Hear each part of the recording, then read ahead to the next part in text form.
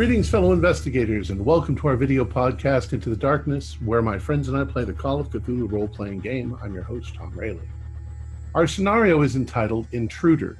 It was written by Noah Lloyd and Matt Ryan, and is available on their website, Reckoning of the Dead. This is going to be a one-shot game, and we will refer to this one as version 1.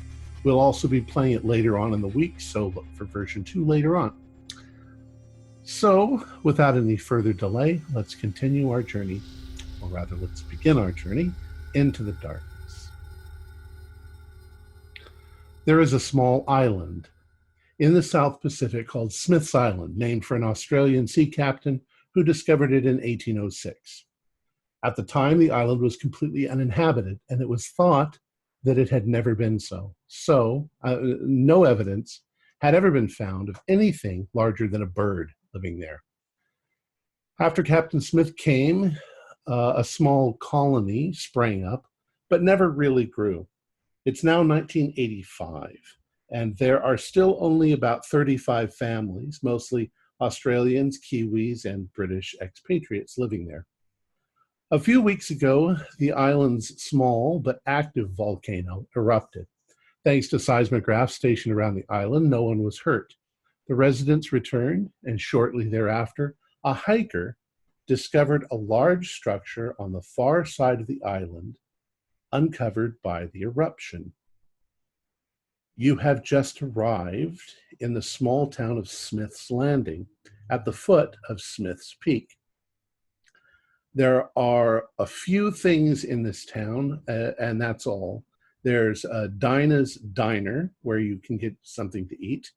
There's Harvey's General Store, where you can buy general goods. And there are the whitewashed houses of the locals. Other than that, you're pretty much left to your own devices. You've been given an area in a small hotel where you can set up any equipment that you might need, and you are hoping very soon to go explore the volcano. So, time to settle in. Okay. What do you want to do? Do we know each other ahead of time, or are we just meeting each other for the first time? Probably you don't. Maybe some of you do. That's up to you guys.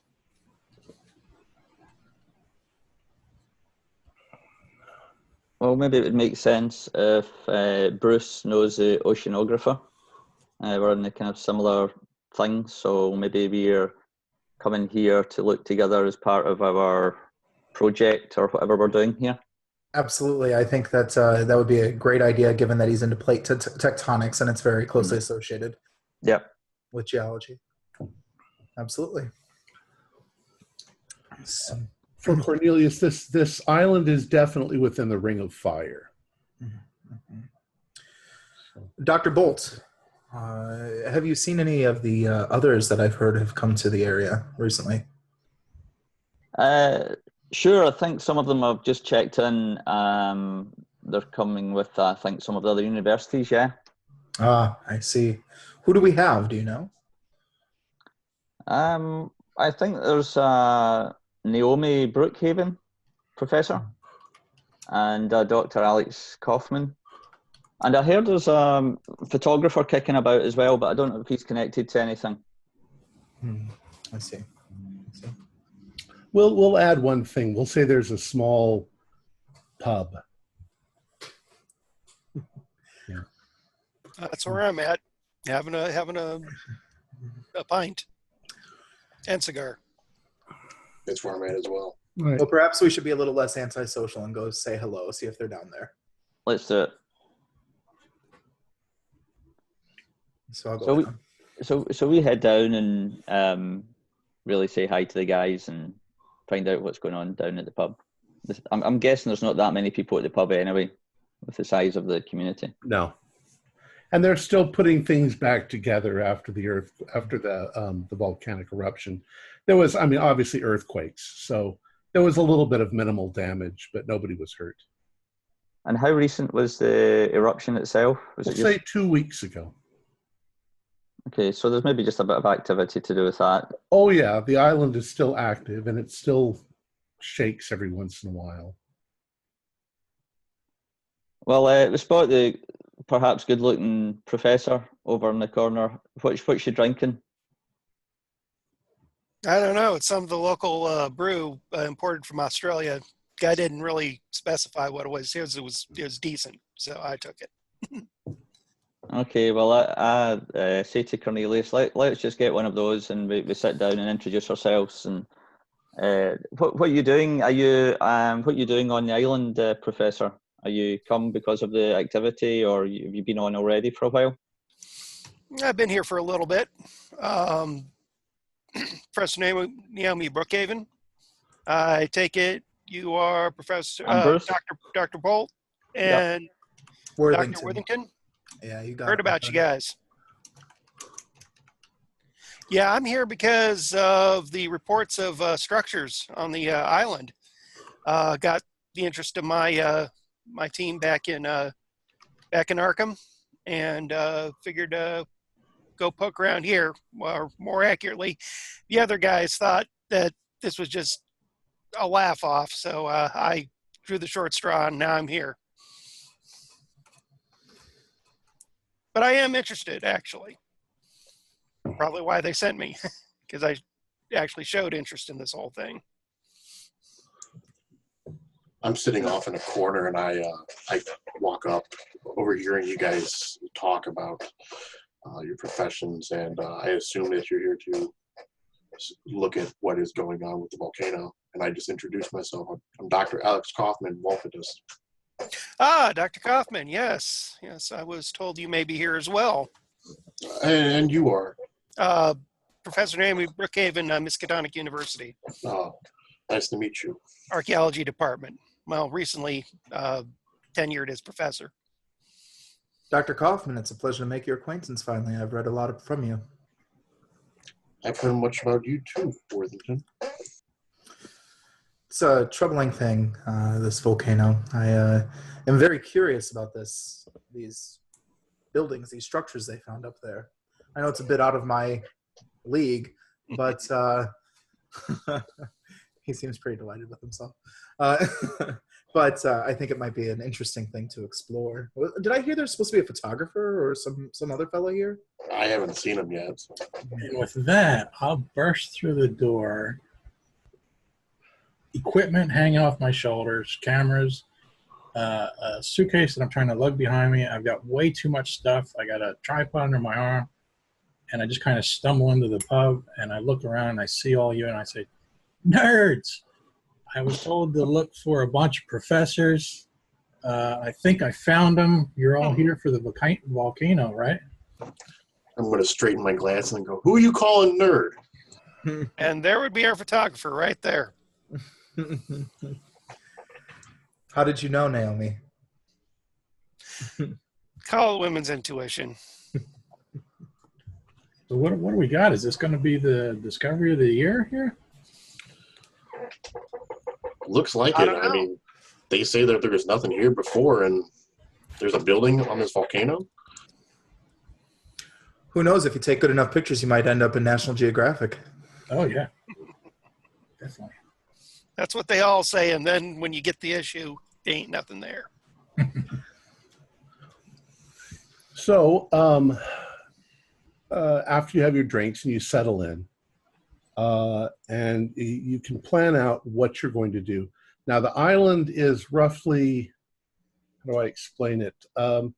Somewhat oval shaped, and with a little bite taken out of the south end. That's where the town is. There's lovely white sand shores. The island rises up immediately behind you up to the volcanic peak, to Smith's Peak, which is about 900 feet up. It still continues to smoke, and it's fairly dense, thick jungle. There are a few hiking trails, and there is a hiking trail that does go all the way around the island. And it's on this trail that the hiker just a few days ago looked up and saw something sticking out of the volcano. It's going to be difficult to get to, but not impossible. And it is on the far side of the island. So it's on the north end of the island, on the other side of the volcano. You can estimate that it'll probably take you at least 3 hours to get where the hiker was, and then you don't know how long it'll take you to get up to the structure. You'll have to hack your way through the jungle. Do we know approximately how far up the structure is? Like, is it all the way to the top, or are we halfway up? No, he said it was about halfway up. Halfway. And he says there's a lot of area on that side that was obviously damaged by the lava flows. So there actually are parts of it that won't have any vegetation to hassle with. Are any of you good at hacking through jungles? I know I didn't necessarily specialize in that. I can make through things where necessary. Can't say that I'm an expert. Perhaps we could hire a local to help us and maybe be a guide on the way up. Perhaps. I would say that we should get to cracking on doing some reconnaissance on the island and acquaint ourselves with the whole place, and then kind of make our way to where the supposed ruins are. And maybe stopping by the diner might not be such a bad idea. We can hear what some of the lore is in the area as well, maybe from some of the locals, if they're open to talking to us, that is. Yes, and come back here when there's a few more people later in the evening would be beneficial along those lines too. Yeah, it's probably, you're probably tired from your trip. You can always start out tomorrow. So yeah, you can head over to the diner. It's just across the street. It's calling it a diner is, yeah, everybody thinks of like a New York diner. This is more like a food cart, and it's very nice, and it's got little umbrellas, and it's got places to sit. As I say, most of the people here are not what you would call South Seas Islanders, except that that's where they live now. They're all Brits or Australians or Kiwis. So the place is run by a young woman named Margaret. And there's nobody in there at the moment when you arrive. Gentlemen, you can sit anywhere. What do you recommend, Margaret? I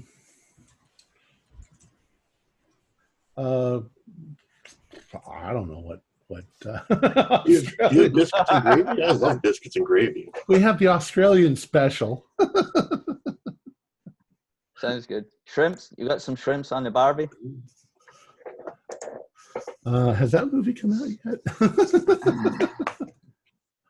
So, Margaret, my name's Dr. Bruce Bolt, and we are going to be traveling up to the volcano. You're the scientists. Sure. Excellent. Well, that's cool. Do you know if the hiker that found the site is still around? Is he a local or was it a visitor? I think that it was just a visitor. He came in to, I think he went into the pub and started asking some questions about something that he saw up on the mountainside. I think our local mayor is the one who might have contacted your universities, because they said there's something up there, like some buildings or something. Yeah, that's what we heard. I guess you call them ruins. Is that what you call them, Naomi? Well, that's what was conveyed to me, some kind of buildings, ruins, structures. She says, well, the one thing you've got to be grateful of on this island is you really can't get lost. That sounds good. Yeah, you can pretty much see Smith's Landing from anywhere on the island except the backside of the volcano.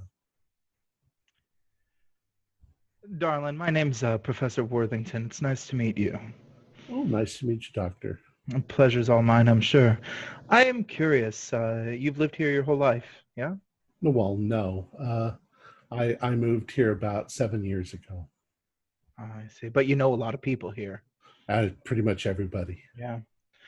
I was curious, before we head up that way, we're looking for a couple of folks who might be able to help us out. Maybe somebody who could guide us up that mountain, and maybe whoever you know in the area that's kind of the town elder, so to speak, the eldest person you know here who maybe we could speak to. Well,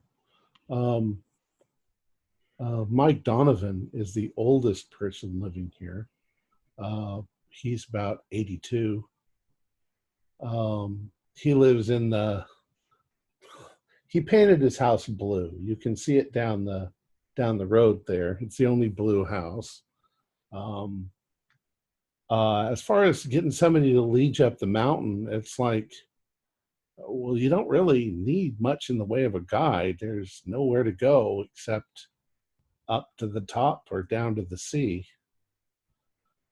But, I mean, you might find a couple of strong guys at the docks if they're not busy doing work. Thank you kindly for your help, ma'am. Most of the people here are kind of privileged, so they're not really into heavy work. Kind of noticed that. He makes a note of kind of just flexing his smaller muscles. Did you say there were structures plural or one structure? I thought it was just one building. Well, I don't know. The guy said that he said that it looked like there was something up there on the mountainside, like a building or a couple of buildings, or I'm not sure exactly what he said, but he said buildings. And is he still on the island, or did he leave? I don't know. There's right now there's probably 50 or 60 people on the island that are, just enjoying the beaches and the nice weather we're having. He could be anywhere. Okay. Correction, huge muscles. I just realized I have a strength of 80. Very, very likely. I mean, he'll come in for breakfast at some point, but I probably would recognize him if I saw him. Do you want me to tell him where you are and where are you staying? You're staying at a hotel, the hotel over there? Hotel Paradise. Hotel Paradise. I'll tell him that you're staying there if I see him come in. Great. Thanks. Thank you very much. Okay. And darling, if you happen to pass our names around or you let people know that we're here and they're interested in talking to us, let us know. We'd be happy to talk to them. Well, might not know what you're asking for. People don't get many scientists here. I mean, there have been a few geologists here before, and they planted the seismographs. Yeah, they planted those around the island. Oh, geez, about 10 years ago. And they told us that the volcano was active and that it could explode, but this last time they gave us quite a bit of warning. So we were all okay. So what do you think, guys? Should we be going to see the mayor? So she feeds you and all of that. Yeah. I think we should go see the mayor or Mr. Donovan and see if he knows of anything. I think we'll do best with the mayor. At least get an idea of better idea of what's going on. Yep, and then we can go and see the old timer. We can hit the pub again and try and catch this hiker if we can. Hey, sounds like a plan to me.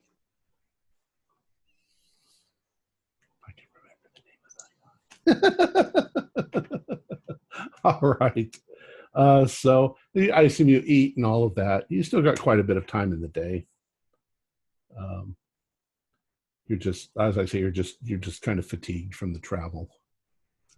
So who do you want to go talk to first? I think the mayor. I think the mayor first while it's kind of working hours, and we can always catch the old chap later on. Okay. Well, you wander around, ask a few people, and everybody seems to know everybody's business. So it's very quick that that you get sort of directed to a little cabana on the beach, practically on the beach. and you find the mayor, whose name is John Burgess, sitting in a lounge chair in a Hawaiian style shirt, sipping on a drink, just fanning himself. It's a hot day, but he's just kicked back, sitting there on the beach. Oh, gentlemen, you must be the scientists. He says, well, I'm glad you're here. I just give a weird look at the mention of gentlemen. Oh, sorry, ma'am. No problem. It happens all the time. All cool. It was that cigar that throws people off. Yeah, that kind of, yeah. How? What can I do for you? How is everything in the town? Has no one's been hurt yet? Oh, nobody was hurt. We had plenty of time. There were a few minor repairs that people are working on fixing. A couple of glass windows were shattered, and it was mostly just just a little spit. And it was the resulting earthquake that was more damaging probably than the blast itself. Most of the lava went down the other side of the mountain, so we were lucky. And from what I understand, the last check of the seismograph said that while the island was still, of course, active, and it would be for thousands of years, but it seems to have released any kind of pressure or tension. I don't really know. You probably know better than I how volcano works. Where does all that stuff come from, by the way? I haven't got a clue.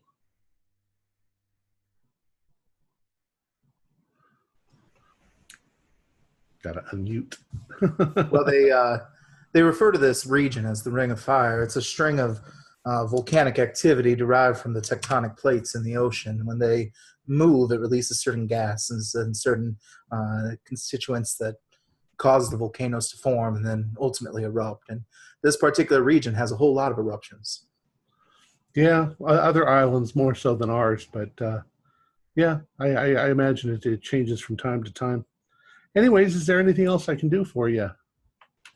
Are you all settled in the hotel? Mm-hmm. How about the last eruption? Has that been recently? The one before this one, is this like every 100 years this happens, or is this every 30 days? Or? I think the last, the old Smith's Peak up there, it hums and it spits a little bit of smoke out once in a while, and it's probably the biggest one that's happened in 100 years. Mm. And still, I mean, it's nothing like Hawaii. Or, good God, what was that one they had back in the United States? Mount St. Helens. St. Helens. Oh, that was a crazy situation. That was something else. They're still talking about it. Your breadth of knowledge is quite impressive out here. I'm sorry? Your breadth of knowledge of what's happening around the world is quite impressive over here. Oh, we get news. We get the paper. We find out. We got to find out what's going on. Well, I just want to take a moment to just say thank you for letting us come to your island to look into this. I know it's your territory, and we certainly don't want to step on your toes. We're just here to help out however we can. I'm far more interested in doing my administrative business right here on the beach than climbing around the Smith's Peak. So you enjoy yourselves. We've told people not to try to climb up there just because it's none of their business. We figured you scientists would be able to handle it better than anybody else. I doubt seriously we would ever have any graffiti, but some of these visiting families have teenage kids, and they can sometimes get into mischief. Fortunately, our crime rate here on the island is 0. Last time our constable had to lock anybody up, it was for brawling in the pub. And I think that was 10 years ago. Tom, can I roll a psychology to see if he is being genuine about the reason why he doesn't have people going up on the volcano? Mm-hmm. I don't know what my psychology is. Hang on.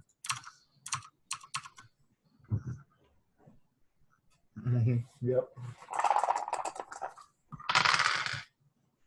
Holy shit. I'm sorry, language.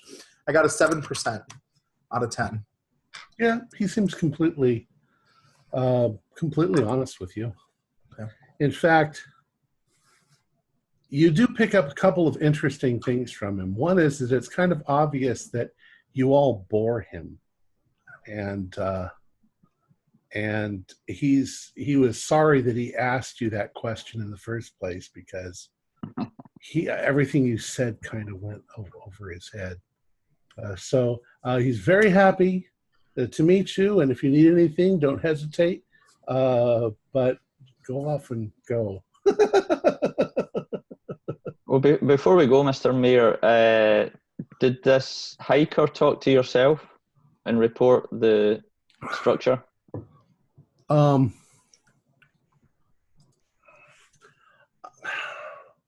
was it who came to me? You're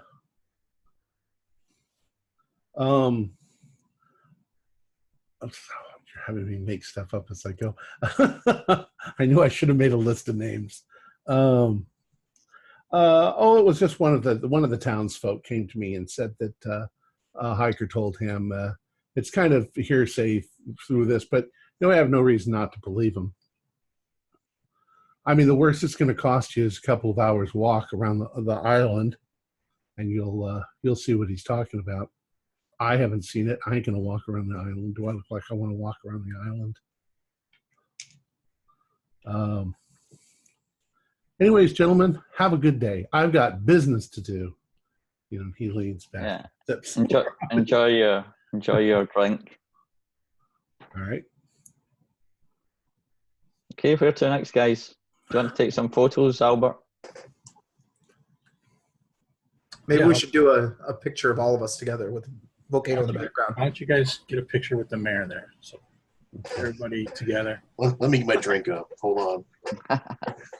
So excellent. Click. Cheers. Now, unless you guys have something you want to do, we can skip ahead to the next day, to the morning. I think the only thing I was thinking about, guys, was just to try and maybe at the pub at night to chat The hiker comes through. bartender, just to see if anybody knows who the hiker is, and maybe we can get some first-hand info. Okay, that doesn't happen. So, And were we going to try to talk to the old guy or no?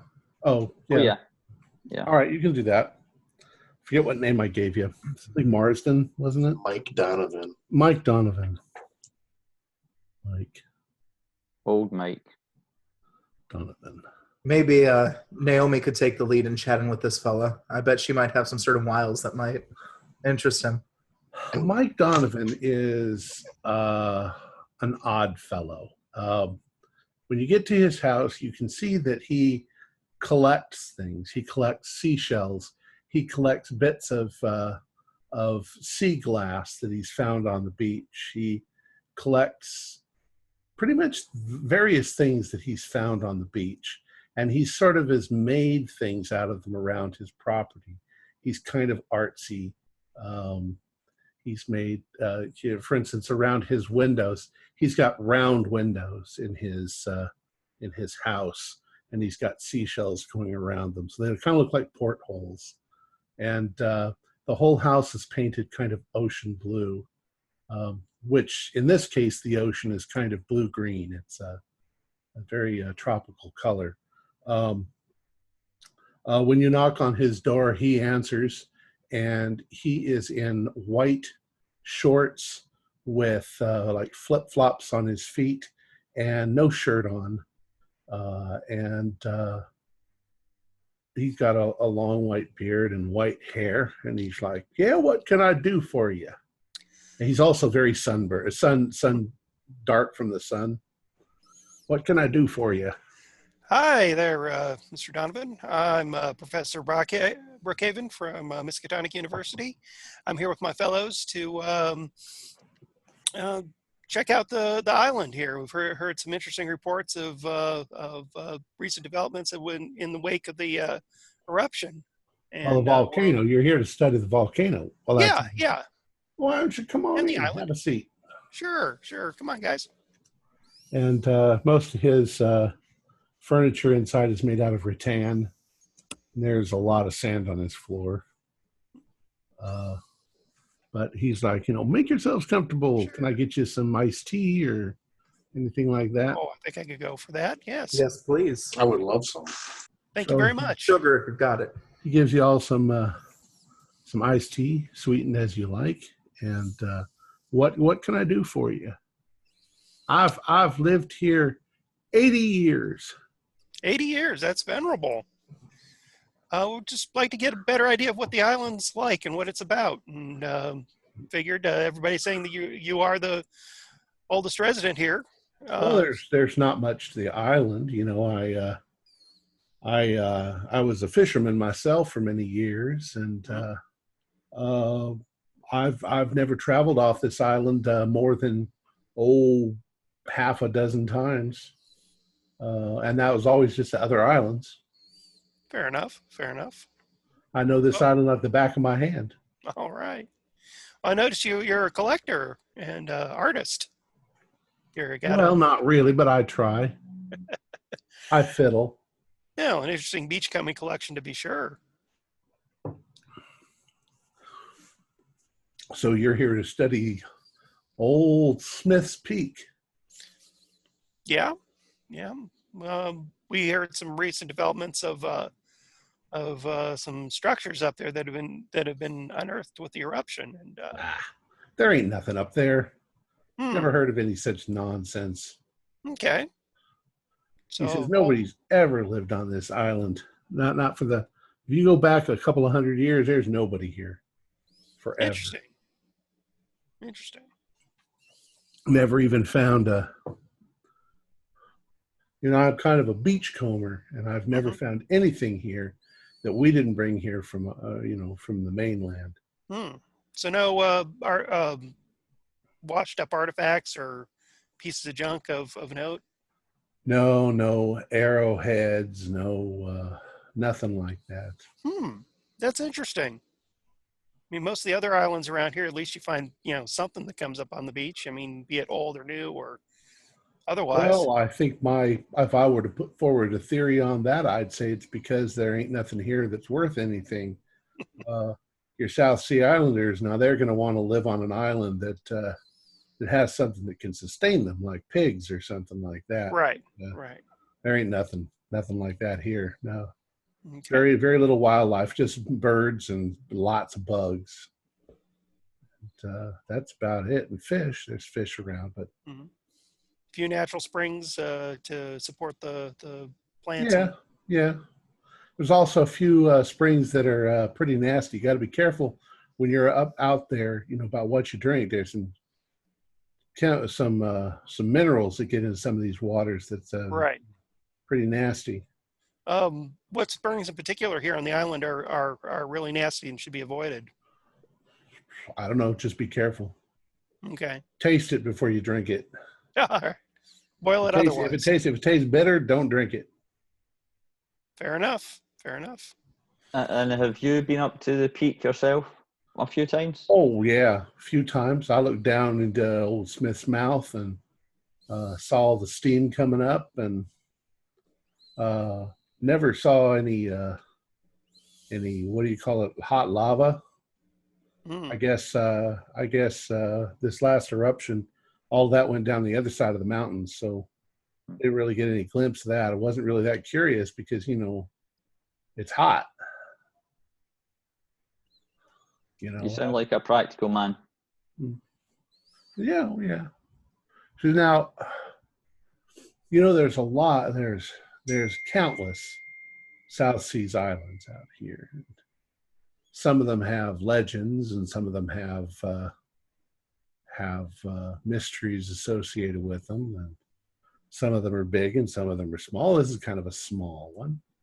And he says, I think that the native South Sea Islanders called this island, I can't remember the name anymore, but I think that it used to be called the Hunting. And if that's what they called it, then it's very likely that maybe there were pigs here at one point and they hunted them to extinction. It's possible. A lot of the islands are like that around here. Well, we call it Smith's Island. Hmm. And that's all that counts because it's our island now. Fair enough. Are there any natives from other islands that come here frequently or stop in to trade or get supplies? Not really. No, we get a couple of seaplanes come in every month that brings us our supplies. Right. But we don't produce anything here other than tourists. Yeah, it seems a lot of that's been going on recently in this neck of the woods. Yeah. If our island was a little bigger, I mean, they could put like a resort hotel up here, but I think it's a little small for that. You know, you get a big resort hotel, you support a staff, you got to have all sorts of things, and this island's just too small for that. I think it's better not having a big place like that. You know, we like it. We love this island. It's paradise. And we don't think anybody's ever going to bother us. Oh, and there's obviously the airport that you came in on. Yes. Which is basically just a landing strip in the jungle. So, well. How about this Smith person? Anything we need to know about him? Or it seems like everything's named after him.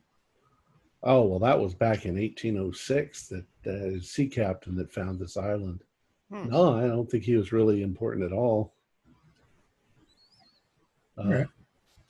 I don't honestly even know what his first name was. Just all we know is the old Captain Smith. Old Captain Smith. Interesting. Captain always gets to name the island, I guess, when he finds it. Indeed. Of course, he didn't really find it. He's just the first white guy that found it and then put a name on it. Right. Tom, I want to do a psychology roll on him just to make sure that he's not kind of... Okay. I'm convinced, but just want to make sure. Let's see here.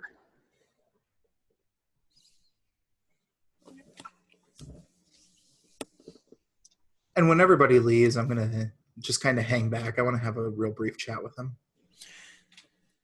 I made it. 7 out of 10. Cool. He seems perfectly genuine. Okay. All right. So let's assume for now, let's get into our story.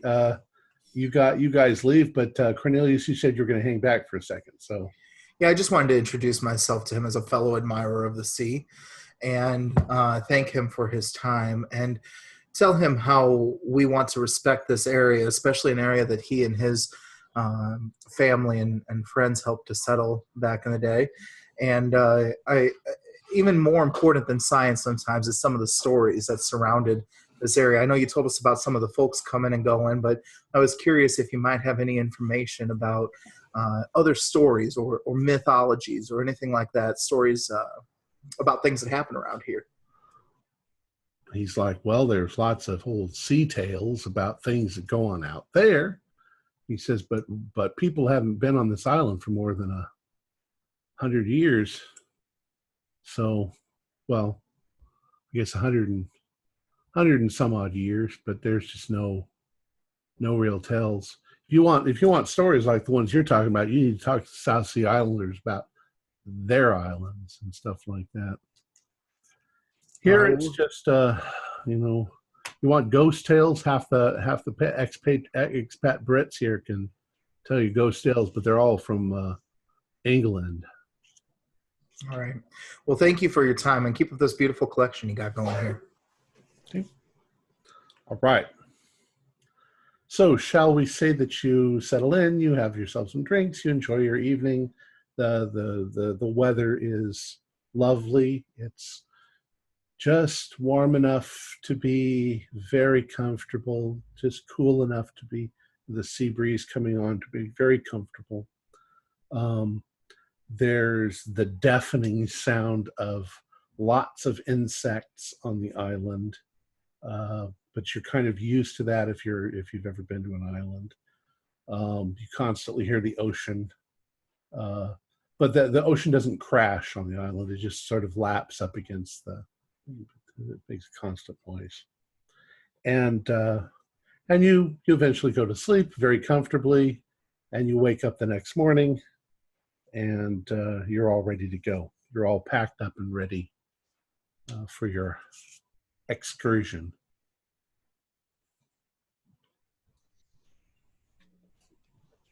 So, Morning, guys. unless you want to do something else. Well, I think we should maybe grab a breakfast and head on up, huh? Yeah, let's do it. Sounds good. Okay. You have breakfast at the diner. And, Yeah, and I'd like to stop and get a machete too, just to help. same. Okay. Easily picked up at the. Same here. Maybe I don't know if I would have thought ahead to do this, but probably some thick leather boots, because I heard the lava can tear up shoes like nothing. Yeah, you don't want to wear flip-flops up there. Yeah. Okay.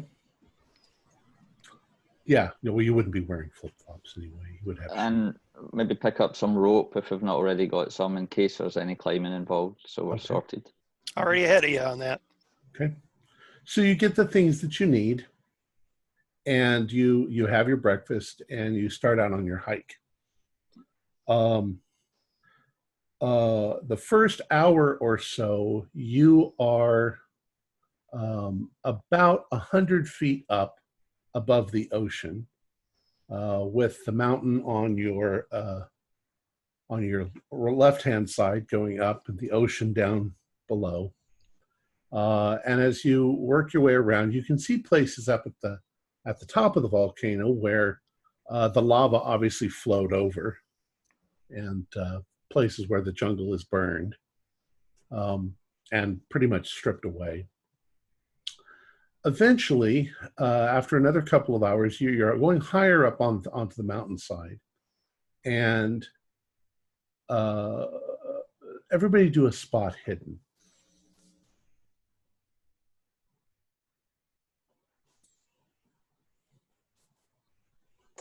35 out of 60. Okay. Oh, 4. Regular pass. I feel like I'm cheating, but I'm not. I got a 0-2, so an extreme success. Okay. So Didn't make it. I've been spending my time sketching out the area. Well, Albert and Cornelius, as you're kind of up towards the front, you notice as you're coming around some tropical trees and things like that, up on the mountainside, you are starting to see exactly what the guy had talked about. It's some sort of a structure. Now, your first impression is you're seeing definitely a right angle. And it looks like the corner of a building just jammed into the mountainside.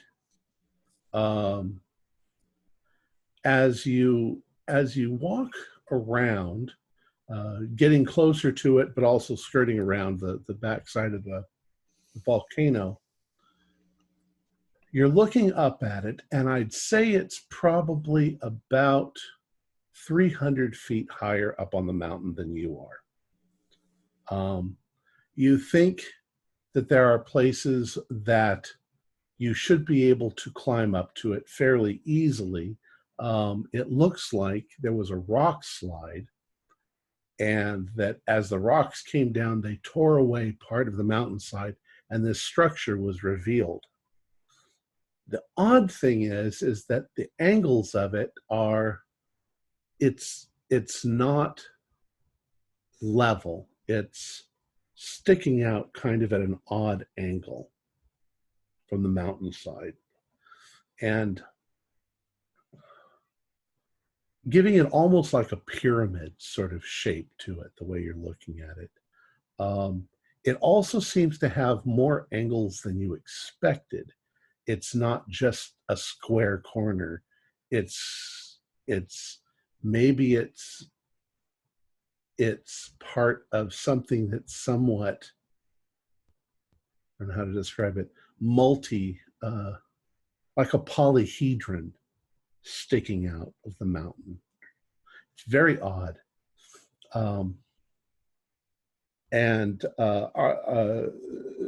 Dr. Alex, Dr. Kaufman, you're thinking that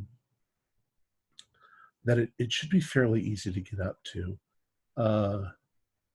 Dr. Naomi, you're thinking that the ground looks loose enough that excavation of the thing, whatever it is, might be pretty easy. You know, the ground is loose at this point in time. So anyways, you're standing here observing it and trying to figure out how you're going to get up to it. What do you want to do? Look to the other guy and say, "Hey, good eyes, guys. I missed that. Wow." Yeah, look at those strange angles and corners that thing has.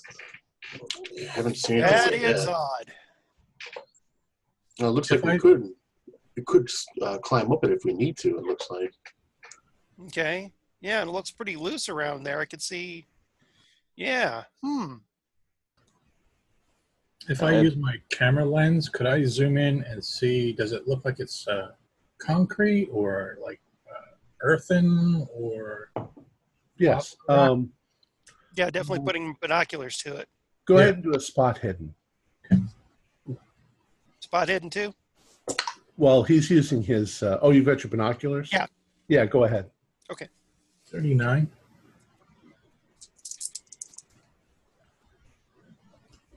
Got an extreme. Okay. Albert, what you see is that the color of the structure and the color of the loose rock is pretty close to the same color. So it might be made out of the same sort of basalt. Volcanoes are almost entirely basalt. So it might be made out of basalt blocks, though you can't really see any discernible blocks. Okay, you're seeing just the shape. Okay. Dr. Naomi, you're looking through it, and you're actually rather concerned because you also don't see any blocks. You see almost a smooth wall. There's places where it's damaged, but you don't know how this wall could look like this. If you know, it was like a castle wall, you would be able to discern blocks. In this case, it doesn't look like blocks. It looks like one big solid thing. You also think that you're glimpsing something over the wall, but it doesn't look. You can't see it from this angle very well. Is it? Are they towers? But are they round? They're oddly shaped, and they're at the wrong angle for the wall. If the wall top is like this, they're kind of like this angle. Nothing about it makes that good of a sense. Geologist, you guys didn't put what you are. I can't remember. I'm the geologist. What Bruce wants to do is the kind of loose stone that's obviously shifted and come down the hillside, really having a look at what kind of the composition of the stone is, and is it just volcanic rock? Is it something else that's been thrown out? It's almost all basalt. I don't know if you pronounce it basalt or basalt. Basically volcanic rock.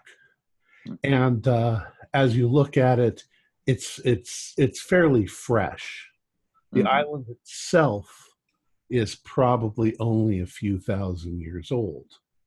So the rock doesn't have the quality of something that's really, really old. This is not unusual for a volcano. You know, volcanoes are fairly new structures. Eventually they wear away, but they wouldn't have the same quality as a mountain, you know, or anything like that.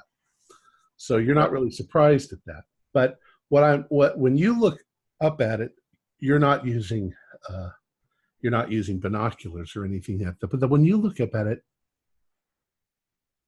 it almost gives you a queer feeling, as if the shape of it was more crystalline than physical structure. And you're sort of, to yourself, you're sort of thinking, what if this is just an optical illusion? What if these are just large crystals like halite or like the Devil's Causeway or something, and it looks like a structure, but in fact it's not a structure? You'll have to get up closer to it. Yeah, I mean, perhaps when Naomi mentions, some of the things that you're kind of spotting, Bruce would be suggesting maybe it's a natural formation. That's why you're not seeing any blocks. It's not actually built, a natural formation, and That could maybe be. crystal formation partly, in a rock. But obviously it's volcanic stone that's been shifted here quite clearly. And we need to get up there, I think, guys. Climb up. We've got the ropes. I'm quite a good climber. I don't know how you guys are. How safe is this going to be there, Mr. Bruce? Are we at risk of a rock slide? I don't think so. I think we need to be careful, But if it gets bad on the way up, we can obviously maybe make a camp and then move up from there if it gets difficult. You have basically three ways up. There are lava flows. Most of them are still warm, but you can walk on them. There is the jungle going up in that direction. And then there is the rock slide itself, which is mostly at this point scree, which will slide when you walk on it. It'll be like 2 steps up, 1 step back, 2 steps up, 1 step back. So you'll be walking like this. Perhaps if we go via the jungle, we might be able to get some leverage to help us up the steep climb. Yeah, that's what I was thinking. And then we could probably forge a path if we take it slow and use some of our tools to help along. Okay. Well, everybody do me dex rolls.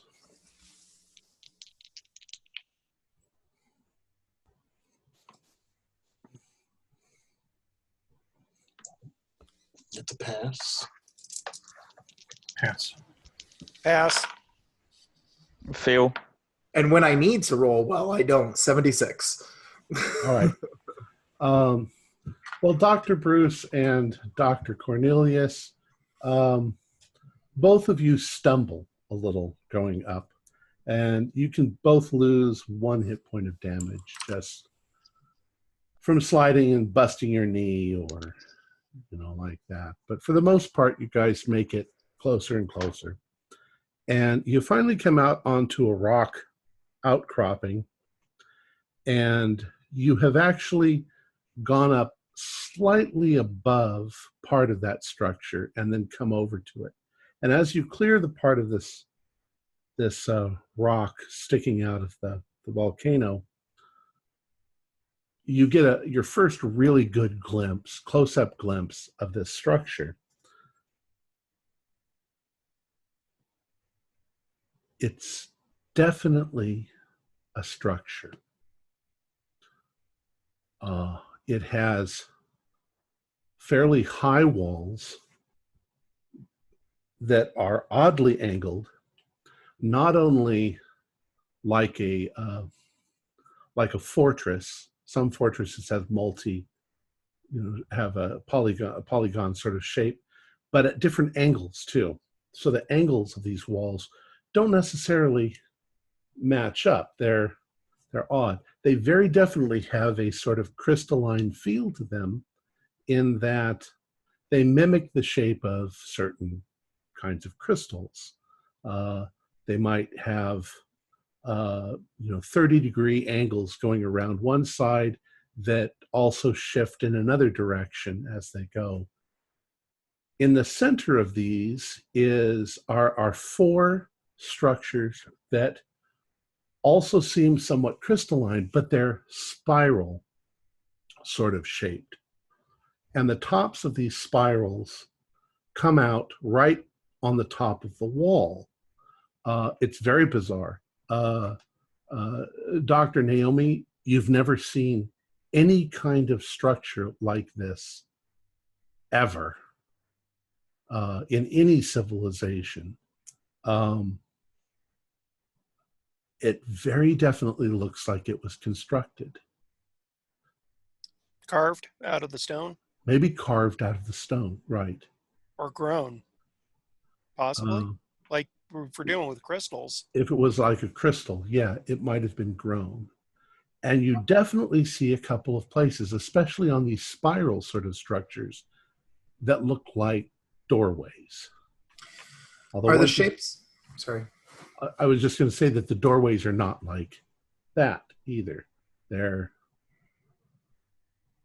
strange, angular shapes. I've never seen anything like this before. It has all the earmarks of a structure, but it's like it was either carved out or, dare I say, grown out of the rock.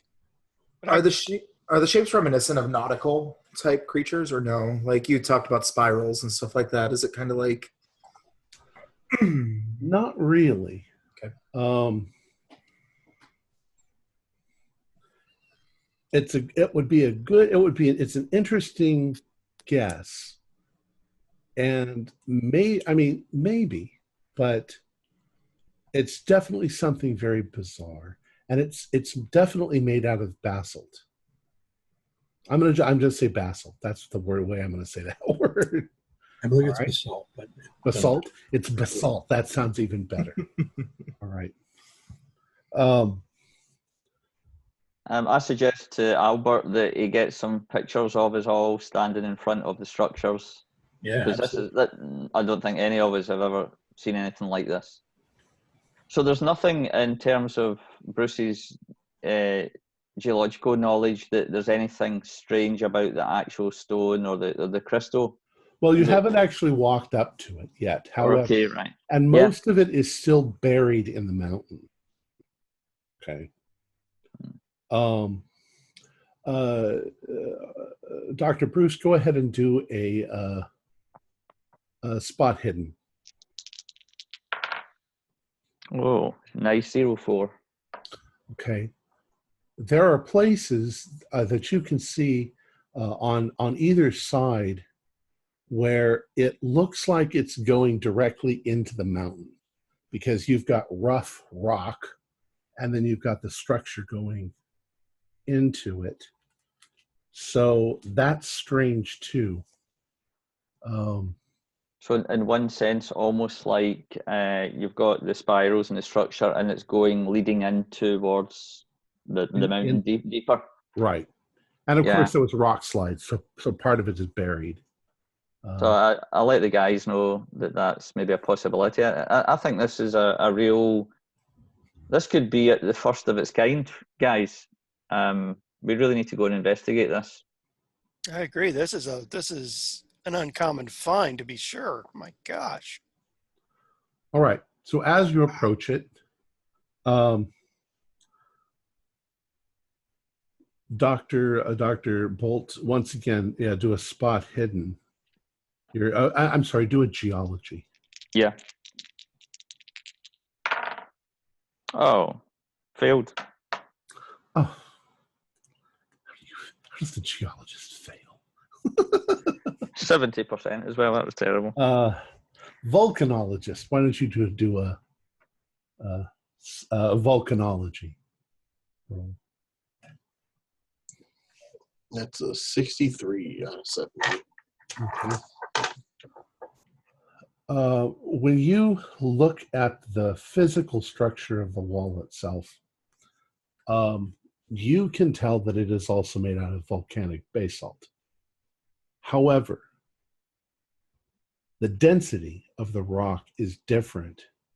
This structure is made out of basalt that is, in your opinion, millions of years older than the volcano itself.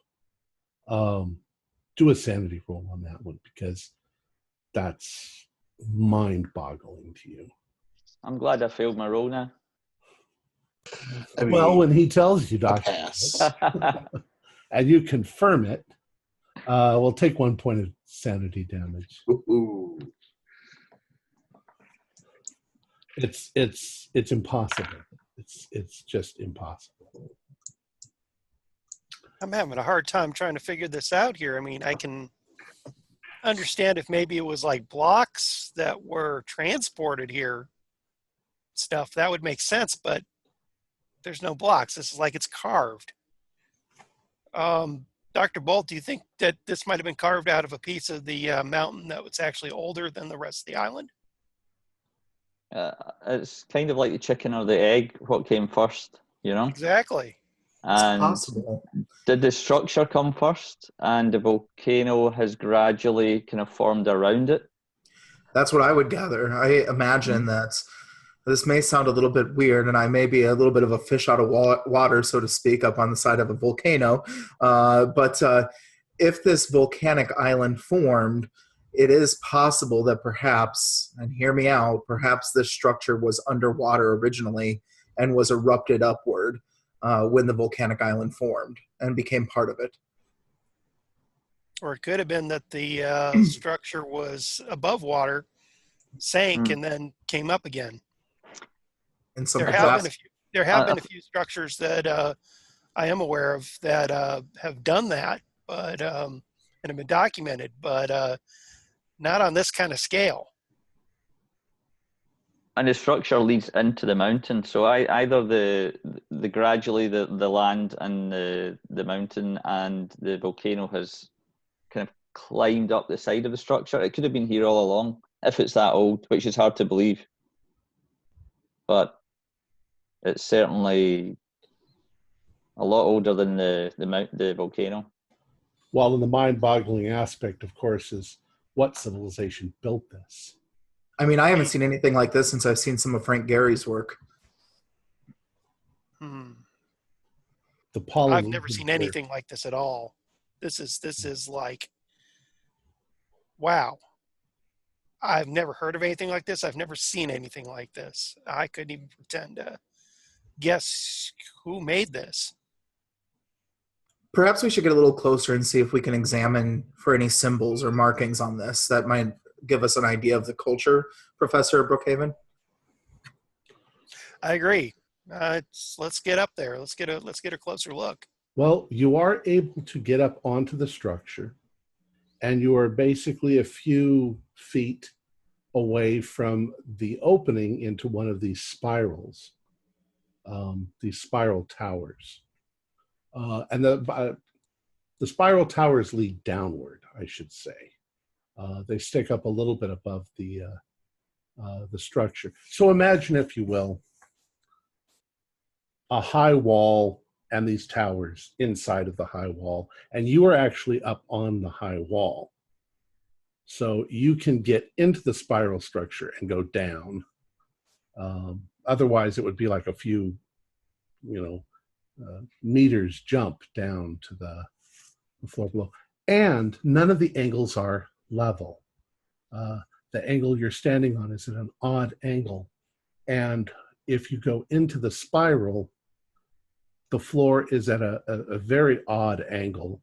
And you have to almost put 1 foot on the floor and steady yourself against the wall in order to walk because the floor is like this.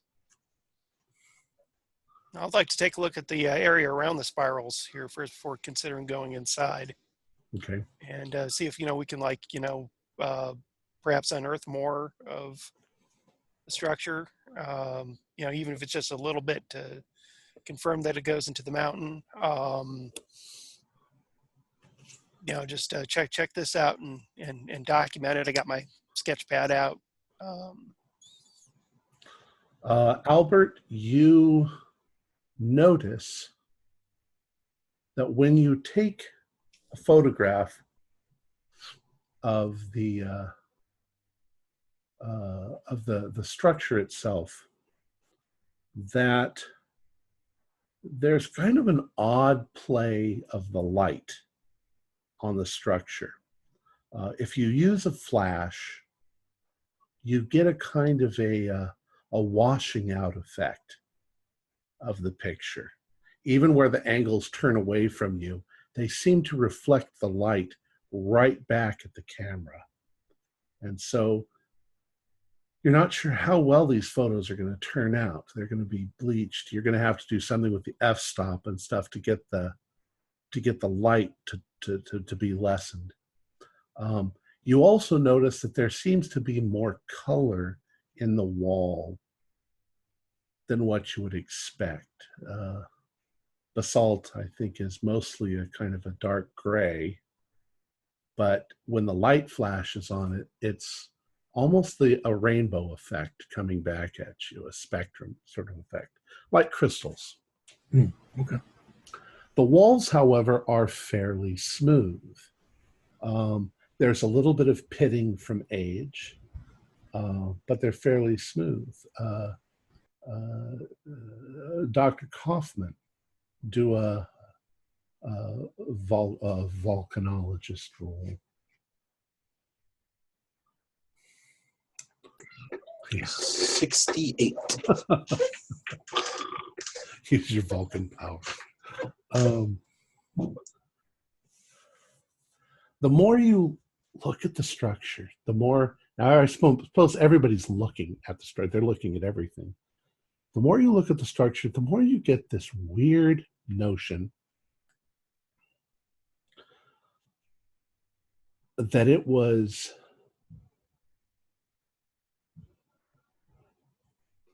formed when the rock was molten, because there are no seams, there are no blocks. You know of no technology that could do something like that. Or either that or the passages were melted out of the rock. It's got to be something else, but you get the definite feeling that this structure was made while the rock was molten. Somehow it was formed. It's almost like someone created this when it was hardening almost, but no one was here. Like it was cast right out of the lava. It looks that way, yeah. Can we try to extract a sample of the substance and perhaps test it? I will assume that the geologist brought a pick. Like, let's see what this thing's made out of, and if we can. And I'd love to see, just for personal curiosity, I know that the respected Dr. Kaufman says that it may have been formed from the volcanic substances, but I'd love to get a little piece of the rock that's right around it, that's part of the mountain, to see if we could see if there's any aquatic fossils of some sort that have been prematurely fossilized or petrified. Okay. Well, let's see. To analyze the rock itself, Dr. Bolt would have to do that with his. Yeah, no problem. I'd try and take some samples and. Okay. Check it out. It chips away. I mean, it's rock, but with a good strong hit, you can break pieces of it off. Both from the rock outside and the rock of the structure itself.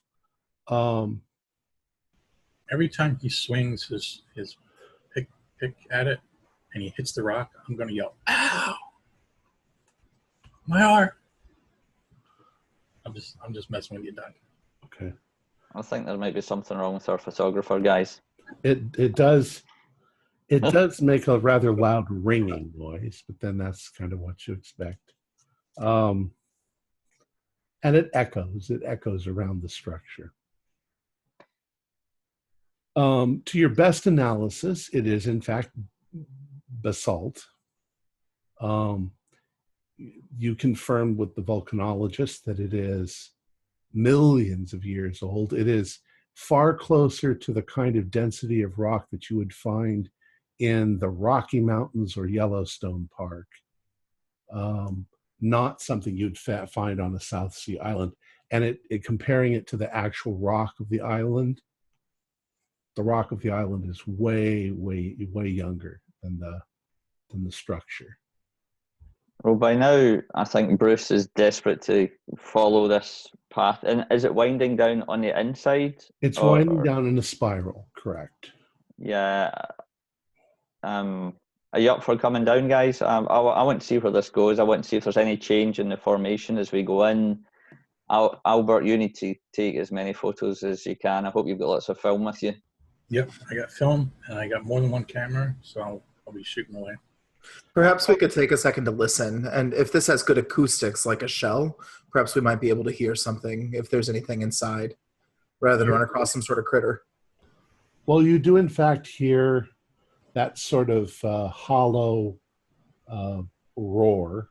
It's not really, you know what I mean? Like when you listen to a shell. The sound of the sea or the wind.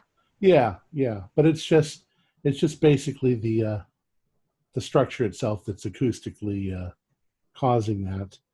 But you don't hear anything else. Maybe, once again, you hear insects and you hear birds outside and things like that. The walls are, other than their color and this strange sort of crystalline effect when Albert flashes, they're pretty much featureless. They're just smooth. Not glassy smooth, but like a wall. It's just slightly rough, but it's because it's rock. And like I say, once again, there are occasional pits, and there are places where it was damaged by the rock slide, but you're not in the damaged area. Now, as you go, you of course have to flip on your flashlights. Guys, I would warn you, let's not go in too far just yet. I mean, we still got a lot of time, still a lot to see on this thing. We can go delve real deep later, but do be careful. We don't know what we're going to come across. And please, for the love of God, he says to the photographer, please warn us before you shoot a flash. Yeah, because you guys also notice that when the flash goes off, you're also kind of blinded by the flash. It reflects on the walls. And are we safe walking? It's not, about the angles and such. Are we in danger of falling? Do we need to get the rope out and kind of have a rope going between us? If you slipped and fell, it's not like you're going down a staircase. So you wouldn't roll. But it is tricky because the angles are odd, and the angles change as you're going, and the passageway for some reason turns in an odd direction, and there is an oddness to the ceiling that at certain points the ceiling itself is like this. That's an important point. What you can imagine for a moment that the whole structure was knocked sideways, and that's why the floor is at an angle. However, the ceiling above the floor is not parallel to the floor. So you're not sure if that's the case. You don't know for sure. There you go. So, I mean, it's pretty disorientating. It's a little disorienting, but it's not like there are optical illusions created. It's just very strange. It's like the structure is somewhat haphazard. It makes absolutely no sense to Dr. Brookhaven why this kind of a structure would be built. It doesn't seem to accommodate people living here. People don't live with the floors at one angle and the ceiling at another angle and the walls at different angles. So you keep going back to this idea that maybe it's a natural structure. It's just really, really weird. You can also tell that maybe 40 or 50 feet below you, there's a place where the spiral opens out onto the flatter part of the structure. He didn't warn us. Flash. Ah, Flash. ow. A little late. We should let him go first. Really explore it out ahead of us. No. Any writing? Any symbols? Nothing so far. And did you say, Tom, it's opening up now? Yeah, towards the bottom of the spiral, you can see that it opens up into a larger area. But you haven't really gone down there. I mean, you can see this, but you're still a ways up the tower. I'd say let's wait before we go down there. Let's go outside and document as much as we can, and maybe go back to base and do some tests on the rock, and maybe try and put our minds together on this a little further. Well, now realize you did just get here, like 5 minutes ago. Yeah. Well, I think Bruce is so enamored with the whole thing. He just wants to really get into it and see where this is all going. Because in one sense, the rock itself isn't completely bizarre. The formation of it is. So I think the thing that's in my mind is, what the heck has caused this? And maybe the further we go in, we'll maybe see, strange, say, volcanic situations or other things that have actually caused the whole formation. Because nobody could have built it, It's too old. It's impossible. So, yeah, I don't know what we got here, to be press in. perfectly honest. Sorry. Are we going, guys? Can we keep going? Or do you want to do something else? Let's keep going further. How about the obvious? As we're entering these doors and we're looking down the stairway, are we like on the same scale as human type construction? Yeah, I'd say so. All right, let's. I mean, the ceiling, the odd angled ceiling, is only about maybe 15 feet above you. Okay. The whole structure in width is about 15 feet wide. Maybe this is just like early human construction. They're just really bad at it. Could be anything. Really bad or really good? Let's go in, see if we can find something. Mm. Maybe there's treasure in there. Okay. Well, if we do, let's just take it slow and not take it any further. If it goes down further than what we can see there, I would recommend us coming back up and then just spend the rest of the day on the outside and then make a plan for the inside later. All right. Well, you go down only another maybe 50 feet before there is once again an opening to another area. The thing you note is that the door once again is at an odd angle, and it's not the same as the one upstairs. It's an entirely different shaped door. The more you start thinking about the randomness of these angles, the more you begin to think that it's got to be crystalline, and you guys are reading more into it than it's actually there.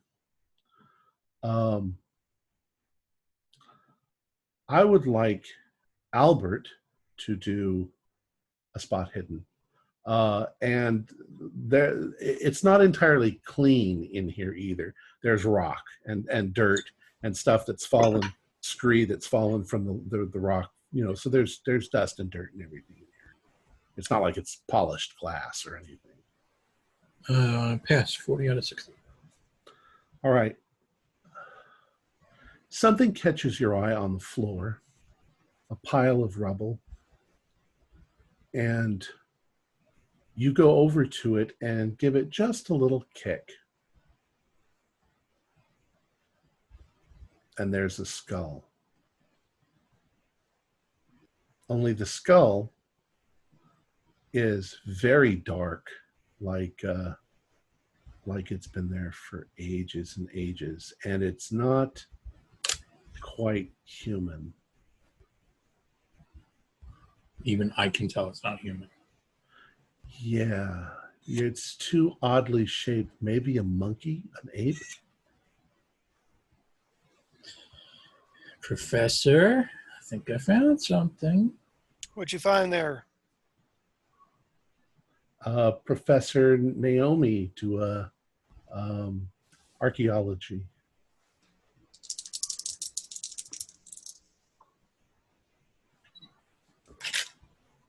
Fletch. Ow. And that's kind of appropriate because I missed on that. You How? look at it. You look at the skull. It's extremely light. It's very old. The structures on the head are odd. You begin to tremble and shake a little bit. You're thinking, this could be pre-Cro-Magnon man. This could be a hominid. This could be something Dr. Leakey would freak over. I'm going to take a couple sanity on this one here because this should not be here at all. Oh my God. That's not supposed to be here. What is it? Not at all. That's a early hominid skull. We're talking like out of Africa. Pre-human. Pre-human. Pre-human. Out of Africa.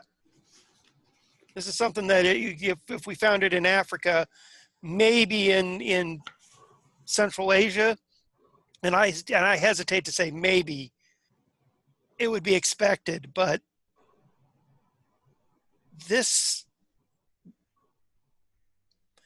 things here just got a lot more weird, guys. I think we may be out of our element. It would definitely be the find of the century.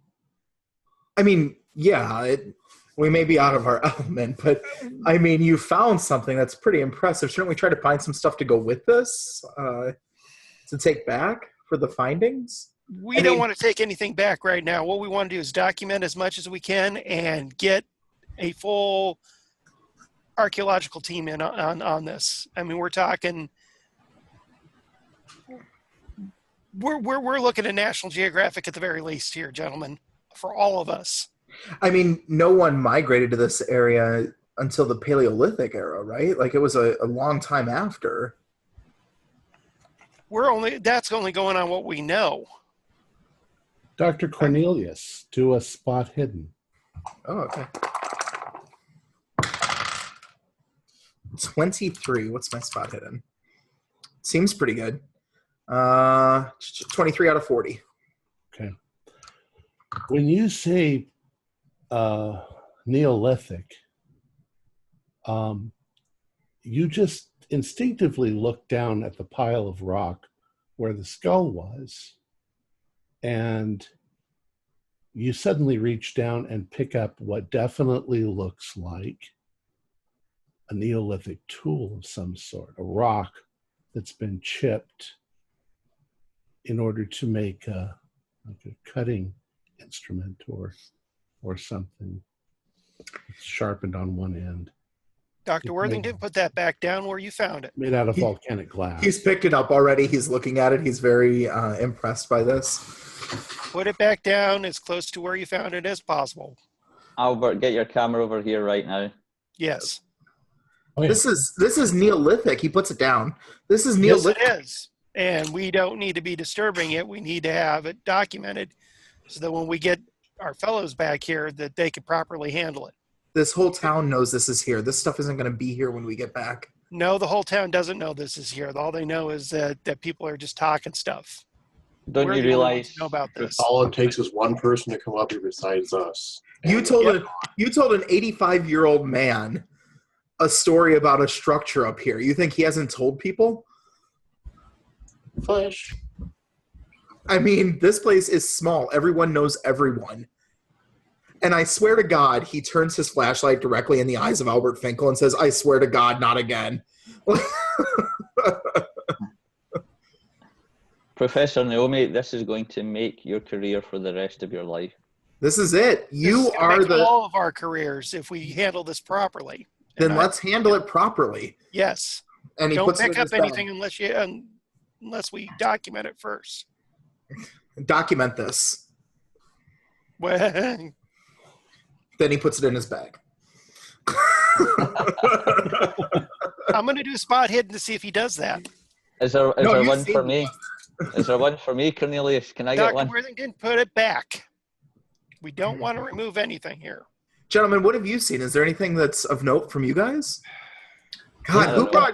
who brought the chick along? What about the, well, to me, obvious question, is the rest of the skeleton there? Is it just the skull? Well, there's fairly large quantities of rock and dirt in the area. It's possible that the rest of it is buried there. I'm going to carefully try and look to see if I can find some more bones. Okay. Go ahead and do a spot hidden for me. No. Yeah, you don't. You what you do is you pull out a small little paintbrush and you start doing this. Here, let me help. Do you really do that, Albert? I'm going to do that, but not quite that extreme. I'll No, say, hey, wait. Come on. Here, we got to take this slow. We got to take this easy. Don't want to disturb anything. Mr. Finkel, we have to document things before we move them. oh, okay. Albert. I sort of lose interest and I'm starting to look. Maybe there's another skeleton over here.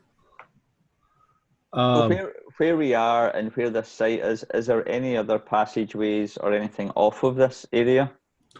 You can see that almost immediately the area that you are in opens into a much larger area. You're pretty sure that maybe 40 or 50 feet from you is the entrance to another spiral, the one going up that's over there. Mm. This room itself is kind of, once again, the floor is at an odd angle. The ceiling is at an odd angle, but you can't see all the way across the room with your flashlights. You know, it's kind of dim seeing that far, but you can wander around a bit. It doesn't look like there's much in this room.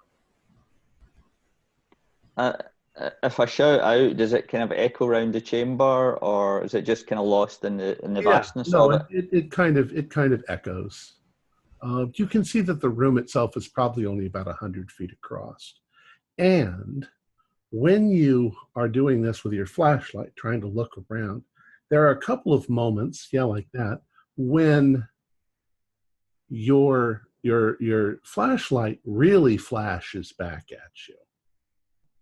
Like a mirrored surface, or and you're pretty sure that it might be this effect that you're getting with the flashing and the stone, but there's something you're pretty sure on the far side of the room that is bright and is flashing back at you as you're.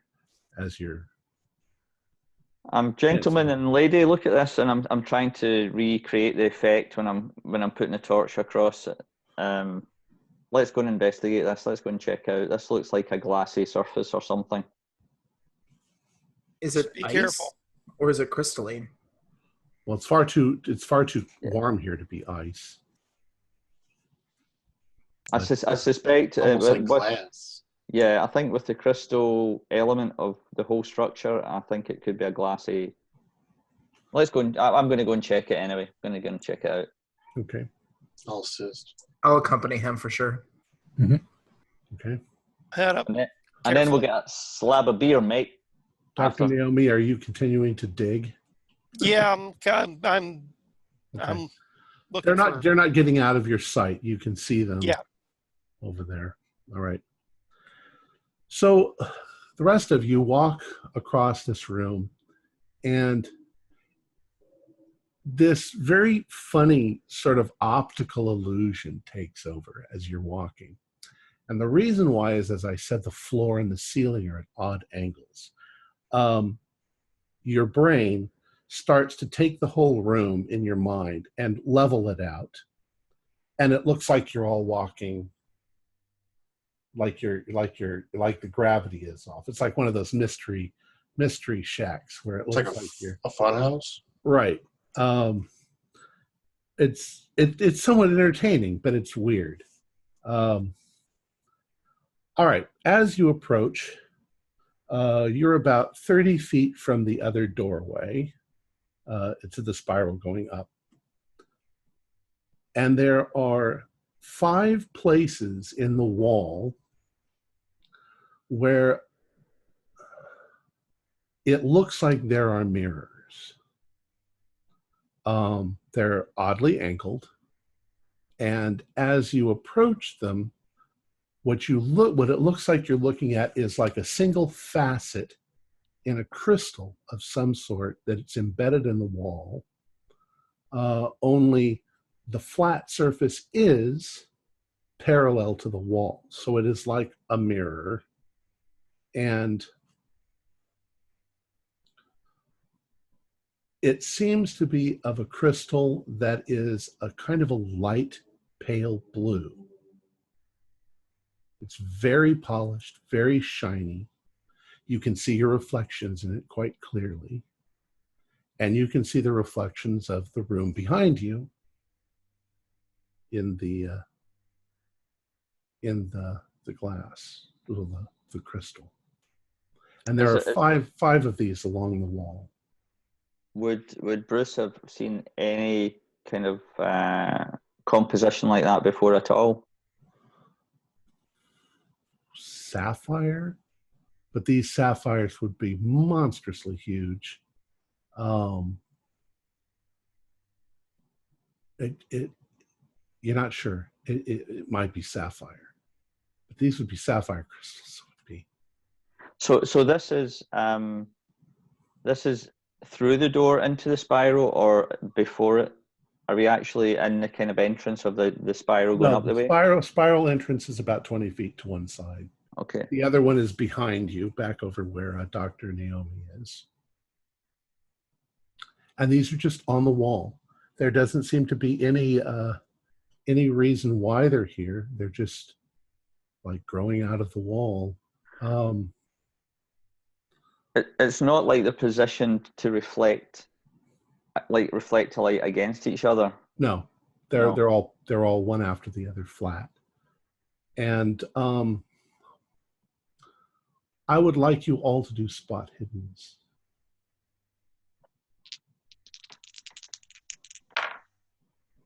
Fail. Pass. Pass. Hard pass, 13. Okay. Actually, not you, Professor Naomi. You're on the other side of the room. Okay. One thing I do want to do while everybody's looking about is, can you actually see, is there any transparency? Can you see through, if you're moving the torch about, can you see beyond the surface? Or is it purely reflective? You're not sure. It seems like they're definitely like I say, crystal, like they're clear. And it's just the fact that there's nothing on the other side that's to cause it not to reflect. So you're getting all the reflection back from them. Who passed? Okay. As you're looking into the reflection, you get the uncanny feeling that the room that you're seeing in your reflection, the room that your reflection's in, is a little different. Are there markings on the floor? And they're odd markings. They remind you somewhat of mathematical calculations of some sort, though they're not in standard math. There are angles and there's circles and there's stars and strange things like that are all drawn on the floor.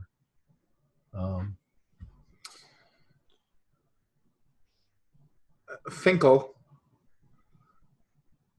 can you Can you come take a look at this? See if you can capture it on a photograph? Yeah. There's probably going to be a lot of reflection.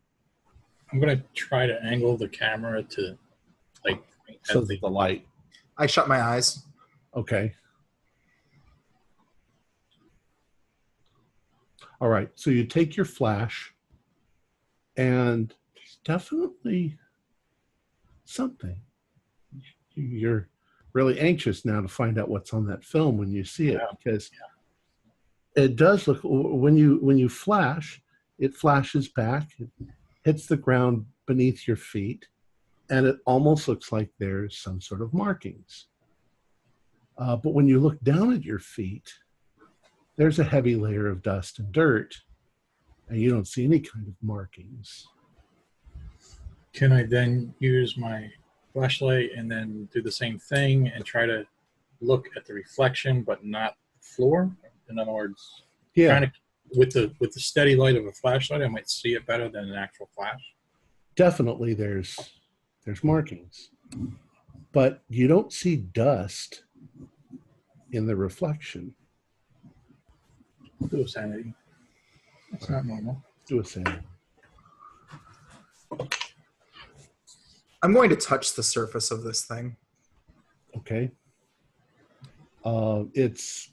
It's fairly, I mean, it's colder than the air around you, but it's not cold.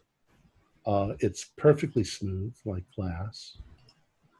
If I put my ear up against it, can I hear anything, or does any sound carry through it, or is there any sound? When you put your ear up against it, you think you can hear a vague musical sort of vibration. Intriguing, gentlemen and lady. What you guys got over there? Nothing. We're just documenting things. There seems to be some sort of a musical vibration to this. Hey, what? Documentation. Paper, pen. Right. We're talking about good vibrations. Cornelius, it reminds you of like a tuning fork. So weird. That's so strange. Do you have a tuning fork, Dr. Bolts? I don't think that's something that he would. I'm not sure.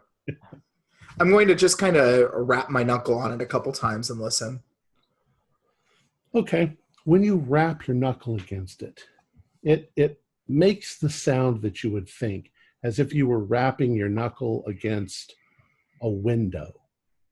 So there's a slight vibration that makes a sound, but that's all. But I'd like Something knocks back. I'd like you to all do spot hidden. Not you, Dr. Naomi. Dr. Naomi, you aren't finding anything more. Okay. Yeah, Oh, no. I'm shouting her over. I rolled 100. Okay. That's So- an extreme pass. All that means, Dr. Cornelius, is that you're turning your head like this. So you're listening. You're not really looking. Any of you pass? I failed. Extreme. Okay. Dr. Bruce, at this particular moment, you look back over towards Dr. Naomi, and you're thinking, if she doesn't find anything over there, she should come and take a look at this. Dr. Kaufman and Albert, you're looking into the glass, and something comes out of the shadows behind you in the reflection. And how to describe what this thing is? It's a creature. It's a creature that looks like some sort of nightmare, unimaginable nightmare. It has a long, elongated sort of head. It's about 3 feet off the ground. It walks on all fours, except that it's got more than 4 legs. It's got strange sort of spider claw looking things. It seems to be a creature that was skinned. It's got muscles and sinews that are blood red. And it sort of vibrates in the light. It has multiple eyes on its head that shine green in the light. And it has a horrible gaping mouth filled with thousands of needle-like teeth. And it sees you, and it's right behind you. Sanity roll. Because remember, you're looking in a mirror. Ooh. I got a 93. See, sometimes it's That'd good be to get- a fail. That'd be an 80. If you failed, 1d4.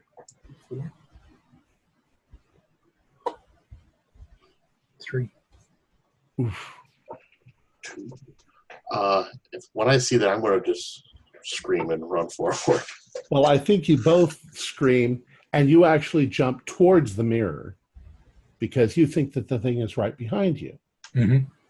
Only there's nothing behind you. So when you look back, there's nothing in the room. When you look forward into the reflection, it's there. Now, Dr. Bolt and Dr. Cornelius, when you see them suddenly scream and react like this, the first thing you do is you look at them and think, what the hell is wrong with you? And they're looking behind them, so you're looking behind them. And then you look at them and you can see this thing on the other side of the glass, and it's sort of leaping up towards the glass like an animal in a cage, scratching at the mirror from the other side and trying to get them. It's So not in our room, but in the other side of the glass, Right. as if it's coming through. It looks in the mirror like it's right here with you. Yeah. But it's just in there. Bruce shouts out to the guys, get back from the mirrors and take a sanity roll. Yeah. I'm jumping up to my feet going, what's going on in there? If I pass what do we take if we pass? If you pass, take 2 points of damage. And I failed, and I do what? 4? 1d4.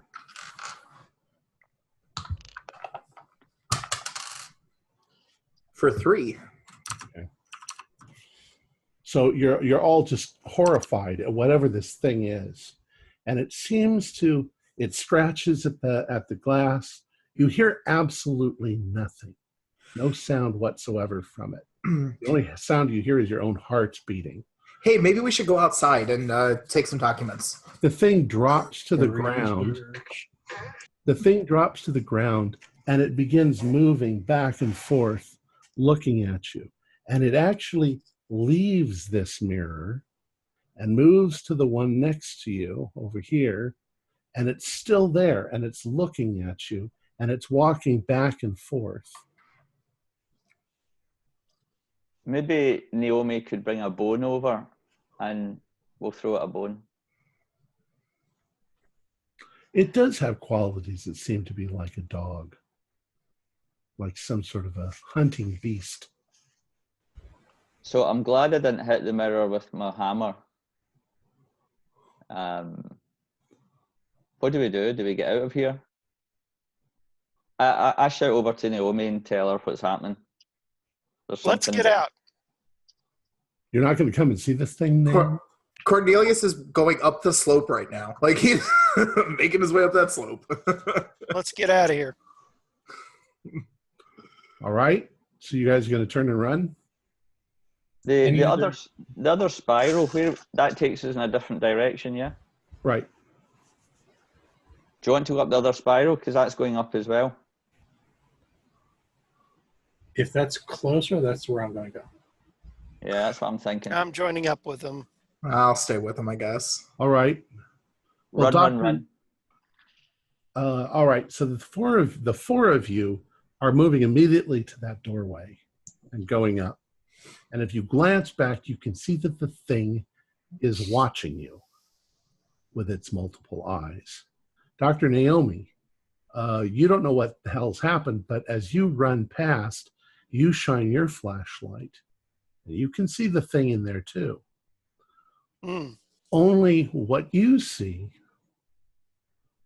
is the thing seems to be doing something on the ground, like scratching out some sort of shape on the ground with one of its long, spindly claws. And when it scratches the ground, it's like the ground becomes molten at that spot, only in a line. So it's literally making lines on the ground that are staying red hot when it's doing it. And that's in the reflection? That's in the reflection. You see nothing on the ground out here. Okay, I'm going to arbitrarily take sanity for that and run up to them. How much do I roll for sanity? Go ahead and roll your sanity, and Okay. We'll see if you fail or not.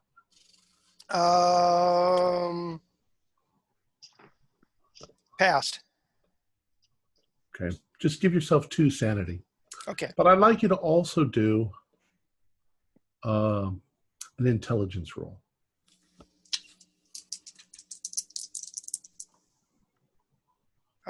Passed with the intelligence roll. Okay. That's actually not good.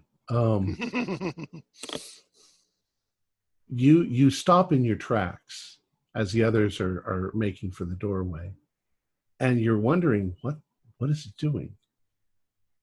And after a few seconds of it making these symbols on the floor, the creature steps over the symbols, and it's almost like it's stepping behind an invisible wall. There's a line, it moves into the line, and it's gone. And the lines begin to fade. You don't understand what that means, but it's terrifying. It's bizarre. And now you're heading for the others. Yeah. Visibly shaken. Guys, right. I think we need to get out of here. Get out of here now. This is just too weird. It's just...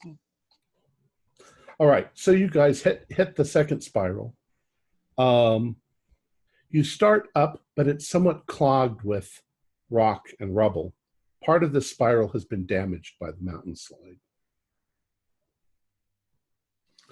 You could probably still make it up, but you don't actually know what's up there other than rock and a difficult way down the mountain. Do you want to risk climbing over the rock and stuff?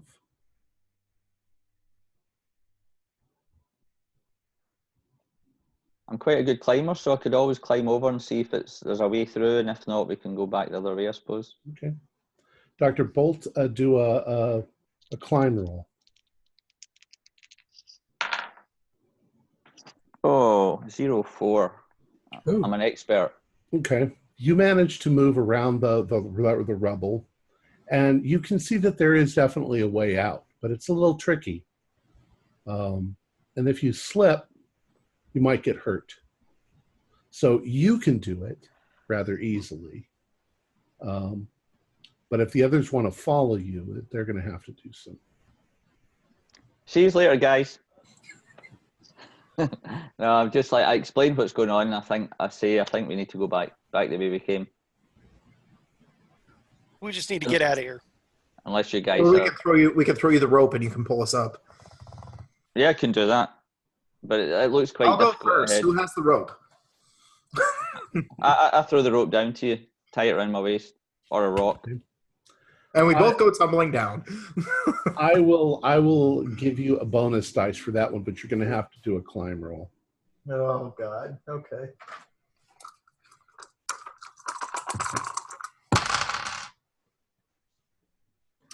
$13, thanks to the bonus die. Okay. So you managed to get up without falling. Everybody else? You've got the rope, so you can all do a climb roll with a bow. And I'll also help with anchoring the rope up there. Bring me with. I have a strength of 80, so if I need to pull them up, I will. Nice fun. They make it look easy. I'm going to go. I let him fall. No, I'm just kidding. Oh, boy. First roll is not good. Second roll? I don't make the first my first climb roll. Can I push it? Well, did you do a bonus dice? Yes. Okay. If you push it, you will have to get a hard, and if you fail it, you're going to slide down and probably, possibly break your ankle.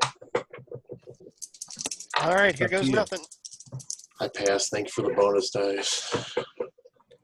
Odd 3. Yay. Nice. You're very lucky. All right. So you all managed to get past this obstruction and go back up the spiral. The spiral is different than the other spiral, but it also opens out onto the top of this wall structure. Now, you probably can't get back over to where you were, but there's a lot of lava on this side, so you should be able to get down this part. There's no jungle on this side.